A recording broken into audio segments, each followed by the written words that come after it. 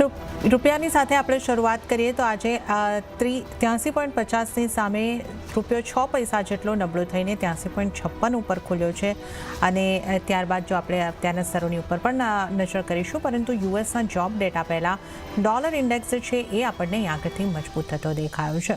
તો dollar index લગભગ 106ના નજીક પહોંચવાની પ્રયાસમાં આપણે જોઈ શકીએ છીએ 105.93 ઉપર, અને રૂપિયાની આપણે વાત કરીએ તો 83.51 ઉપર અત્યારે કામકાજ થતું દેખાઈ રહ્યું છે. તો ઉલ્લેખનીય છે કે યુએસ બોન્ડ યીલ્ડ જે છે એ પણ લગભગ 4.47% સુધી 10 વર્ષની બોન્ડ યીલ્ડ જે છે એ પહોંચતી દેખાય છે. ત્યારે જ આપણે વધુ ચર્ચા કરીશું. ચર્ચાની અંદર આપણી સાથે જોડાયા છે એલકેપી સિક્યોરિટીઝના જતીન ત્રિવેદી. જતીનજી, સ્વાગત છે આપનું CNBC બજાર પર. અને જતીનજી, આપણે કરન્સીની વાત પણ કરીએ, પણ સૌથી પહેલાં આપને પણ ઘણા બધા અભિનંદન. CNBC બજારના આપણે 10 વર્ષ પૂરા કર્યા છે અને આપનો પૂરો સહયોગ આ 10 વર્ષ દરમિયાન રહ્યો છે. તો આપનો સૌથી પહેલાં આ જર્નીમાં અમારી સાથે રહેવા બદલ ખૂબ ખૂબ આભાર. જના ઇનફેક્ટ પ્લેઝર ઇઝ માઇન કે આ 10 વર્ષની જર્ની છે એના અંદર મેં પણ કંઈ કોન્ટ્રીબ્યુટ કરી શક્યો છું. નોલેજ અને જે બી આપણે જ્ઞાન આપણે શેર કરી શકીએ આપણા દર્શકોને, એના માટે થઈને મને પણ ખૂબ ખૂબ સારું લાગે છે કે આપણે આ જે જર્ની રહી છે, ઇનફેક્ટ છેલ્લા કેટલા વર્ષથી આપણે સાથે આ કામ કરી રહ્યા છે. This is a very prestigious movement કે આપણે 10 years CNBC બજારના કમ્પ્લીટ થયા છે. And I wish all the CNBC બજાર ટીમ અને જે આપણી દર્શકો છે એમને પણ હું કોંગ્રેચ્યુલેટ કરું છું કે આપણે સાથે બની રહ્યા છે, અને ધન્યવાદ કરું છું કે આપણા સાથે બનેલા છે એ લોકો. અને આગળ ચાલતા હજી બીજા 10 વર્ષની જર્ની જે છે એ બહુ લાભદાયક અને શુભકામનાઓ. જી જતીનજી, તો આપનો આવો જ સહયોગ રહ્યો છે અને આગળ પણ મળતો રહેશે એવી ચોક્કસપણે આશા રાખીએ છીએ.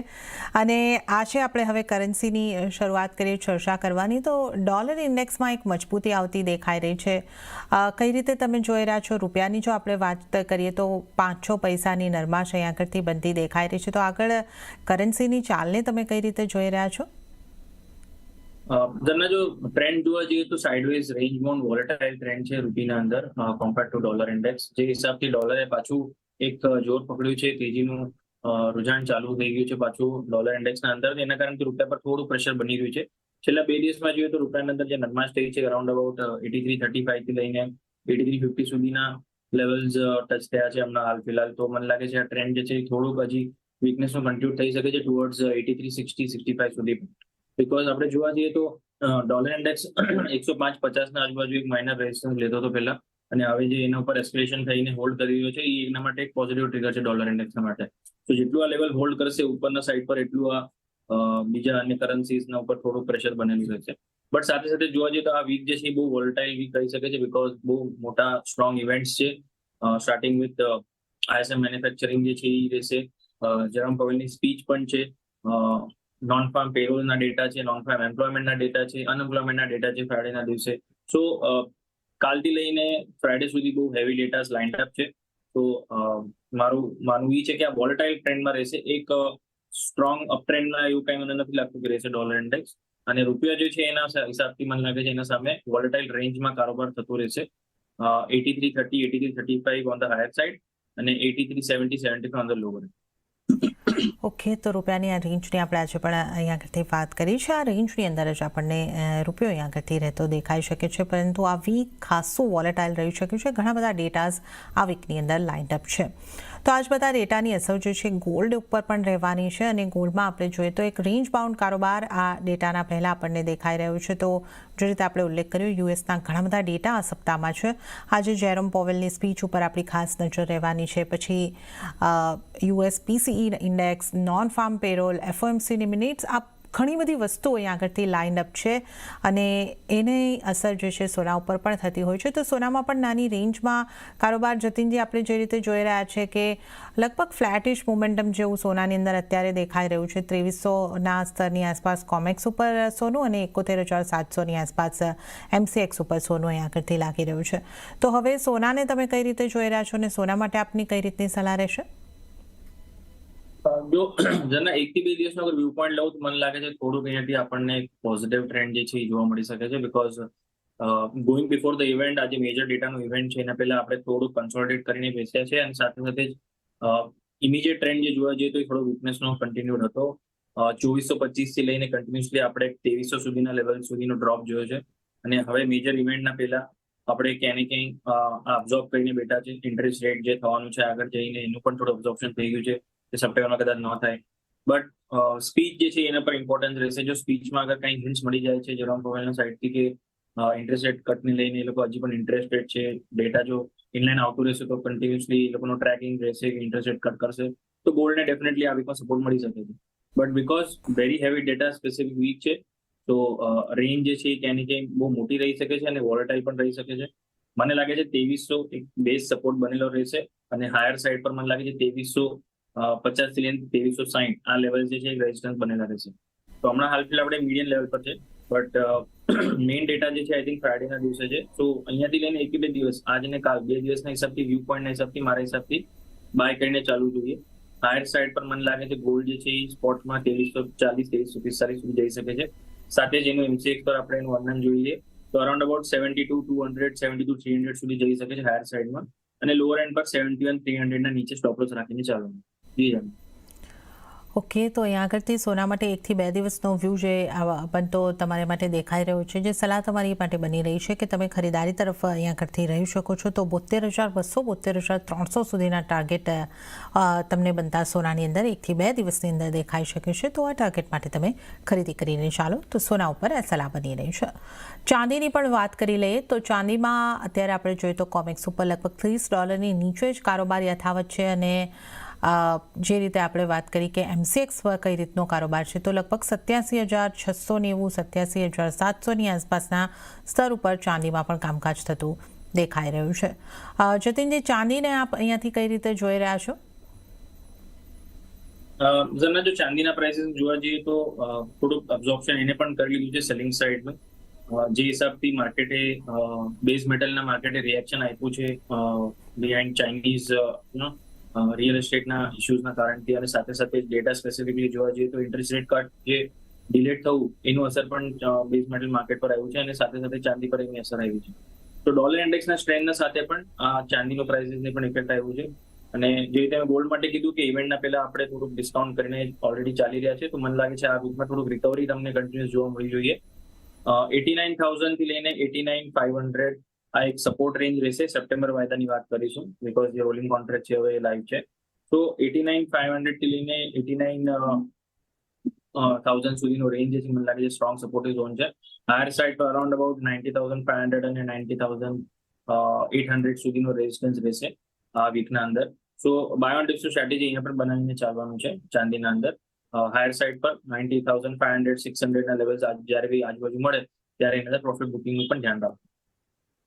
ઓકે, તો ચાંદી માટે સલાહ બાય ઓન ડિપ્સની સ્ટ્રેટેજી અપનાવો, અને તમને જ્યારે 90,500, 90,800ની આસપાસના લેવલ્સ મળે છે તો ત્યાંથી પ્રોફિટ બુકિંગ કરીને ચાલો. તો ચાંદી ઉપર અત્યારે બાય ઓન ડિપ્સની સ્ટ્રેટેજી અપનાવવાની જતીન ત્રિવેદી તરફથી સલાહ મળતી દેખાઈ રહી છે.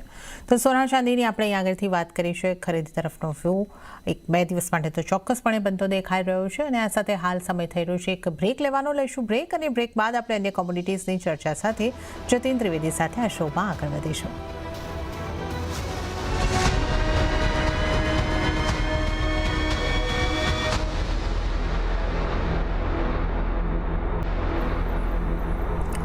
વિરામ બાદ કોમોડિટી લાઈવમાં આપનું ફરી એક વખત સ્વાગત છે, અને કોમોડિટીઝની ચર્ચા કરવા આજે આપણી સાથે જતીન ત્રિવેદી જોડાયેલા છે. મેટલ્સના કારોબાર પર નજર કરીશું તો ચીનમાં કોપરની ફિઝિકલ ડિમાન્ડ સારી રહેતા LME પર કોપરની અંદર મજબૂતી આવતી દેખાય છે, અને સ્થાનિક બજારમાં પણ આપણે નજર કરીએ તો બધી જ મેટલ્સની અંદર આપણે જોઈએ તો લીલા નિશાનમાં કારોબાર, પરંતુ કોપર ફ્લેટ ટુ પોઝિટિવ, એલ્યુમિનિયમમાં 230ની આસપાસના સ્તર જોઈ શકીએ છીએ, એટલે 0.20% મજબૂતી. તો ઝિંકની અંદર 1.5% જેવી સારી ખરીદારી આવતા આપણે જોઈ શકીએ છીએ. જતીનજી, મેટલ્સને હવે આપ કઈ રીતે જોઈ રહ્યા છો? કારણ કે એક ચીનના જે આપે રિયલ એસ્ટેટ સેક્ટરની ચિંતાની અગાઉ પણ વાત કરી, એ ખાસ કરીને બનેલી જ છે, પણ ઘણી બધી અપેક્ષાઓ ત્યાંથી એ પણ બની રહી છે કે ચીનના રિયલ એસ્ટેટને સપોર્ટ કરવા માટે કોઈક મેઝર્સ લેવામાં આવશે. તો આ મેટલ્સને માટે એક કહી શકીએ કે જે સેન્ટિમેન્ટ સુધારી શકે એવું કંઈક છે. આપ કઈ રીતે જોઈ રહ્યા છો મેટલ્સને? રાઇટલી પોઇન્ટેડ હતા કે જે હિસાબથી રિયલ એસ્ટેટના ઇશ્યુઝ જ્યારે બી ઇરપ્ટ થયા છે ચાઇનાના તરફથી, ત્યારે બેઝ મેટલ માર્કેટનું રિએક્શન સૌથી પહેલા ઇમિડિયેટલી એના પર અસર કરી દે છે. સાથે સાથે ડોલર ઇન્ડેક્સ પણ ક્યાંય ને ક્યાંય પોઝિટિવના સાથે ટ્રેડ કરતું દેખાવા મળે છે. સો ઇનલાઇન કોરિલેશન છે. ત્રણેય વસ્તુનું, રિયલ એસ્ટેટ, ચાઇનીઝ માર્કેટનું, ડોલર ઇન્ડેક્સનું અને સાથે સાથે બેઝ મેટલનું. સો ઓલરેડી જે છે મારા ખ્યાલથી વીકનેસ જે છે ઓલરેડી ઓબ્ઝર્વ કરી દીધું છે. બેઝ મેટલ માર્કેટે ઓલમોસ્ટ 10% થી વધારે સેલિંગ પ્રેશર જે છે ઓબ્ઝર્વ કર્યું છે ઇન ધ લાસ્ટ 1 મંથ. જૂન 20 તારીખથી લઈને આપણે જોવા જઈએ તો એક કન્ટિન્યુઅસ સેલિંગ જે છે એ ક્યાંય ને ક્યાંય જોવા મળી રહ્યું છે. ઇનફેક્ટ 20th મે થી. સો જૂન મહિનો આખો આપણે વીકનેસનો જોયો. Second half of May was also profit booking. હવે સ્ટાર્ટિંગ ઓફ જુલાઈ જે છે ક્યાંય ને ક્યાં થોડુંક બેઝ ફોર્મેશન થઈ રહ્યું છે અને મને લાગે છે જુલાઈ સિરીઝના અંદર થોડુંક આ પોઝિટિવિટીનું જે દાયરો છે એ થોડોક હજી વધી શકે છે. અરાઉન્ડ કોપરને 870-875 સુધી લઈ જઈ શકે છે પ્રાઇઝીસ. ઝિંક પણ મને લાગે છે 275 to 76 સુધીના પ્રાઇઝીસ આવી શકે છે. પછી ત્યાં આગળ થોડુંક રિવ્યુ કરવું પડશે કેવી રીતના સ્થિતિઓ છે, પરિસ્થિતિઓ છે, ચાઇનાનું કઈ અપડેટ આવે છે કે નહીં. તો હમણાં એઝ ઓફ નાઉ જે લેવલ્સ બની રહ્યા છે મારા હિસાબથી 870 ટાર્ગેટ્સ માટે થઈને કોપરના અંદર બાઇંગ કરો સ્વિંગ ટ્રેડિંગના હિસાબે, અને 275-274 સુધીના ટાર્ગેટ માટે થઈને ઝિંકના અંદર બાય કરો. પોઝિશનલ બેઝિસ પર શોર્ટ ટર્મ માટે જે સ્ટોપ લોસ રહેશે તમારો 835 ના નીચે રહેશે કોપરના માટે અને 860 ના નીચે રહેશે ઝિંકના માટે. ઓકે, તો અહીંયા આગળથી કોપર અને ઝિંકમાં ખરીદી કરીને ચાલવાની સલાહ મેટલમાંથી બનતી દેખાઈ રહી છે. 835નો સ્ટોપલોસ કોપરને માટે તમારે રાખવાનો રહેશે અને ઝિંકમાં 860ની નીચેના સ્ટોપલોસ રાખીને ખરીદારી કરવાની રહેશે. તો આપણે અહીંયા આગળથી મેટલ્સની વાત કરી છે અને હવે આપણે ક્રૂડના કારોબાર પર નજર કરી લઈશું. તો ક્રૂડની અંદર એક સારી મજબૂતી ગઈકાલના દિવસે આપણે આવતા જોઈ, લગભગ 2% જેવી મજબૂતી ક્રૂડની અંદર આવતી દેખાય છે અને 2 મહિનાના જે આપણે ઉછાળાની સાથે અહીંયા આગળથી 2%ના ઉછાળો જે આપણે ગઈકાલે આવતા જોયો છે અને 87ને પાર પણ ક્રૂડ બ્રેન્ટ ઉપર પહોંચતું જોયું અને આપણે ત્યાંથી 86.84ની આસપાસના કારોબાર ઉપર અત્યારે જોઈ શકીએ છીએ. નાઇમેક્સ 83.53 ઉપર અને સ્થાનિક બજારમાં જો આપણે જોઈએ 6,976ના સ્તર ક્રૂડની અંદર બનતા દેખાઈ રહ્યા છે. તો અહીંયા આગળથી આપણે જે જોઈ રહ્યા છે કે યુએસની જે સમર ડ્રાઇવિંગ સિઝન હોય છે ત્યાંથી એક સારી ડિમાન્ડ બનેલી છે અને જીઓપોલિટિકલ ટેન્શન્સ જે છે એ વધતા દેખાઈ રહ્યા છે. તો એનો એક સપોર્ટ ચોક્કસપણે ક્રૂડને મળી રહ્યો છે. જતીનજી, આપ ક્રૂડને કઈ રીતે જુઓ છો? સામાન્ય રીતે આપણે જોયું હતું કે 6800ની આસપાસ ક્રૂડ આવે છે અને ત્યાંથી આપણે ફરી પાછી એક નરમાશ આવતી જોતા હતા. આ વખતે આપણે 6,900ની ઉપર કારોબાર સુધી અત્યારે પહોંચી રહ્યા છે. તો ક્રૂડની આ મજબૂતી સસ્ટેન થશે, કઈ રીતે આપ જોઈ રહ્યા છો? જો ક્રૂડનું પ્રાઇસીસ થોડુંક સ્ટ્રોંગ ટ્રેન્ડમાં ચાલી રહ્યું છે. આઈ થિંક છેલ્લા એકાદ મહિનાથી મેં વ્યૂ પોઈન્ટ પણ છે જે કન્ટિન્યુઅસલી એવરી વીક પોઝિટિવનો આપેલો છે ક્રૂડના માટે. જે હિસાબથી રિવાઇવલ ચાલી રહ્યું છે ટેકનિકલી ચાર્ટ્સ પર મને લાગે છે હજી પણ ફોર્મેશન સારું છે. ઓલ્ધો થોડું પ્રાઇસીસ અહીંયા ઓવરબોટ થઈ ચૂક્યા છે, બટ હજી પણ થોડુંક સ્ટીમ બાકી છે એમ લાગે છે. હાયર સાઇડ પર મને લાગે છે 7,050-7,100 સુધી જઈ શકે છે એમસીએક્સ પર ક્રૂડના પ્રાઇસીસ જે છે. જે હિસાબથી જોવા જઈએ આપણે ચિંતાઓ હજી પણ બનેલી છે, જીઓપોલિટિકલ ટેન્શન બનેલા છે, સાથે સાથે જ ઇલેક્શનનો પણ દાયરો આવવાનો છે અને સાથે સાથે જ ઇલેક્શનના ટાઈમ પર આપણે જોયું છે કે વોલેટિલિટી જે છે એ વધી જાય છે સ્પેશિયલી ક્રૂડના અંદર. બીકોઝ યુએસના સાઇડથી ઇફેક્ટ્સ આવી જશે, કોશિશો આવશે કે ક્રૂડના પ્રાઇસીસ વધારે પડતા ન વધે ઇલેક્શનનો ટાઈમના હિસાબે. બટ ક્યાંય ને ક્યાંય ઓપોઝિશનનું જોઈ લો કે અન્ય દેશોનું પણ રુઝાન જોઈ લો તો ક્યાંય ને ક્યાંય એ લોકોને પણ પ્રાઇસીસ જે છે હાયર સાઇડ પર એસ્કેલેશન થતા ફોર્સ કરી શકે છે. ઓપેક પ્લસની તો આઉટલુક છે જ કે પ્રોડક્શન જે છે ક્યાંય ને ક્યાંય થોડુંક વીકનેસમાં રહી શકે છે અને સાથે સાથે ગ્લોબલ ડિમાન્ડ જે છે એ પિકઅપ લેતું રહેશે આગળ ચાલતા એમની અનુમાન છે. તો એના કારણથી ક્રૂડ ઓઇલને સપોર્ટ મળી રહ્યો છે. તો લેવલ સ્પેસિફિકલી સ્પીકિંગ 6850ના નીચે હમણાં ફિલહાલ સ્ટોપ લોસ બને છે. બાય ઓન ડિપ્સનું માર્કેટ બનેલું છે. 7,050 સુધીના ટાર્ગેટ્સ માટે થઈને સ્વિંગ ટ્રેડના હિસાબે બાઇંગ કરીને ચાલે. ઓકે, તો ક્રૂડમાં અત્યારે ખરીદી કરવાની સલાહ ચોક્કસપણે બનતી દેખાઈ રહી છે અને ઝડપથી આપણે નેચરલ ગેસ પર પણ નજર કરી લઈએ. ત્યાં એક ઘટાડા સાથેનો કારોબાર આપણને થતો દેખાઈ રહ્યો છે. લગભગ 206ની આસપાસના લેવલ્સ આપણને એમસીએક્સની ઉપર નેચરલ ગેસની અંદર બનતા દેખાઈ રહ્યા છે. તો નેચરલ ગેસમાં 206ની આસપાસ કારોબાર દબાણ સાથે કઈ રીતે આપ જોઈ રહ્યા છો જતીનજી નેચરલ ગેસને? જો નેચરલ ગેસના પ્રાઇસીસ જોવા જઈએ તો ક્યાંય ને ક્યાંય રેન્જના અંદર હતા અને પછી એક સેલ ઓફ જે છે એ કન્ટિન્યુ ચાલુ થઈ ગયો છે. હવે પ્રોફિટ બુકિંગ ચાલુ છે. હજી મને લાગે છે થોડુંક ડીપ થઈ શકે છે પ્રોફિટ બુકિંગ, જે હિસાબથી સેલિંગ ચાલુ છે કન્ટિન્યુઅસલી. 215ના ઉપર જ્યાં સુધી ક્લોઝિંગ નથી આવતું ત્યાં સુધી મને લાગે છે વીકનેસ ટ્રેન્ડ જે છે કન્ટિન્યુ રહેશે ટુવર્ડ્સ 200-195. તો સેલ ઓન રાઇઝનું માર્કેટમાં બનેલું છે. ઓકે, તો સેલન રાઇઝ કરીને ચાલવાની સલાહ નેચરલ ગેસની અંદર બનતી દેખાઈ રહી છે. અને ત્યારે જતીનજી, આપનો આભાર. આપ અમારી સાથે જોડાયા અને આજે આપણે તમામ કોમોડિટીઝ અંગે ચર્ચા કરી. તો આજના દિવસ માટે અને તમામ આ 10 વર્ષની જર્નીમાં અમારી સાથે જોડાયેલા રહેવા બદલ આપનો આભાર. આ સાથે જ આપણે આગળ વધીશું, એગ્રી કોમોડિટીઝના કારોબારની ઉપર નજર કરીશું. તો